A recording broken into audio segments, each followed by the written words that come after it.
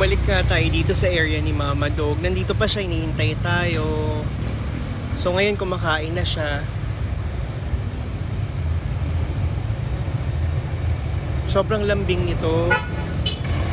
Sana talaga pinagpipray ko at minamanifest ko na kung mapuntahan nilang shelter, aalagaan sila, mamahalin unconditionally.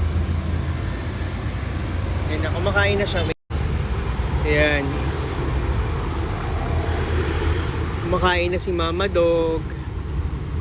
Patapos na nga ito eh. Ubus niya agad. Isang plastic yung dinala ko sa kanyang food. Hello Mama Dog. Eat well. Tapos, i-refillan ko na yung water niya.